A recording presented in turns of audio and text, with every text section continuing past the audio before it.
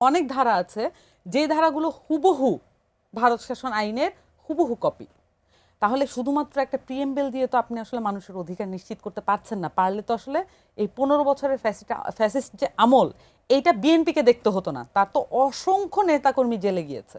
জুলাই সনদ বাস্তবায়ন নিয়ে আলোচনায় থাকতে বিরোধী দলের প্রতি স্বরাষ্ট্রমন্ত্রীর আহ্বান, মুলতবি প্রস্তাব করা হয়েছিল, সেই মুলতবি প্রস্তাবের উপর আলোচনাও হয়েছে। এখানে আক্তার হোসেনের একটি কথাও আমি একটু আনতে চাই। তিনি যেমনটি বলেছেন যে আমরা সংবিধান পুরোপুরি মানতেও পারছি না, আবার পুরোপুরি ছাড়তেও পারছি না। তিনি এই কথাটি বলেছেন। আসলে কেন মানতে পারছেন না আর কেন ছাড়তে পারছেন না, আপনার কি মনে হয়? আমার কাছে বরঞ্চ মনে হয় যে আসলে এই যে জনপ্রতিনিধিদের অধ্যাদেশটা কিন্তু রাখা হয়েছে। তো এইসব ক্ষেত্রে মনে হয় যে আসলে মানে যথাযথ কঠোর হওয়াটাই বিএনপির আসলে লক্ষ্য। এটা আমি একটু বলে নিলাম। এটার কারণ হচ্ছে যে মোটেও এটা মনে করার কোনো কারণ নাই যে বিএনপি সরকার খুবই দুর্বল। আমরা কিন্তু প্রথম দিকে অন্তর্বর্তীকালীন সরকারের ব্যাপারেও ভাবতাম যে সরকারটা খুবই দুর্বল। আমরা কিন্তু ওভার দ্য মান্থস আমরা বুঝতে শিখেছি যে এই সরকারটা one of the most strongest government we have seen.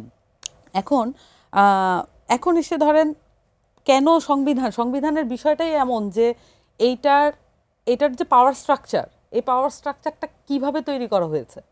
এটা তৈরি করা হয়েছিল ব্রিটিশ শাসনামল এবং শাসন ব্যবস্থা যেন প্রজাদের উপরে নির্বিঘ্নভাবে পরিচালনা করা যায় with the consent of the people of the land. মানে আপনার ল্যান্ডের পিপলকে পার্লামেন্টে নিয়ে গিয়ে একটা উপস্থাপনা করা হবে, যার মাধ্যমে ধরেন এইখানে কংগ্রেস বলেন, মুসলিম লীগ বলেন, এই দলগুলো তৈরি করার পিছনে তো ব্রিটিশদের একটা হাতও ছিল, এবং তারা তো আসলে এটার ব্যাপারে চেষ্টা করেছে যাতে আমাদের মতো দেখতে মানুষ আমাদেরকে রুল করছে এটা অ্যাটলিস্ট বার্তা দেওয়া যায়, শ্বেতাঙ্গরা আমাদের রুল করছে না।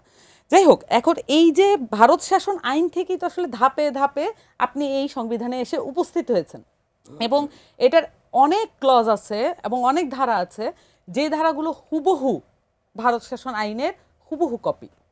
তাহলে শুধুমাত্র একটা প্রিএমবেল দিয়ে তো আপনি আসলে মানুষের অধিকার নিশ্চিত করতে পারছেন না। পারলে তো আসলে এই 15 বছরের ফ্যাসিস্ট যে আমল, এইটা বিএনপিকে দেখতে হতো না। তার তো অসংখ্য নেতাকর্মী জেলে গিয়েছে, অসংখ্য পরিবার হুমকি শিকার হয়েছে, অসংখ্য মানুষ গুম হয়েছে, মারা গেছে, এবং তাদেরকে আমরা শহীদের মর্যাদাই কিন্তু দান করি আমাদের পক্ষ থেকে।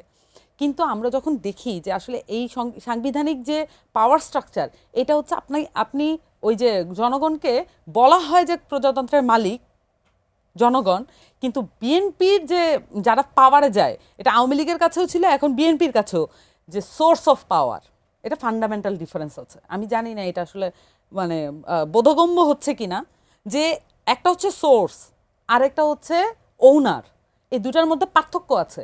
বিএনপি এটাকে দেখে সোর্স, তারা বলে যে এটা ডেলিগেট করে, প্রত্যক্ষ ভোটের মাধ্যমে ডেলিগেট করে আমাদেরকে পাওয়ার দেওয়া হয়েছে, কিন্তু যখন ডেলিগেশনটা চলে তখন কিন্তু জনগণ বলে দেয় যে আপনাকে কি কি কাজ করতে হবে।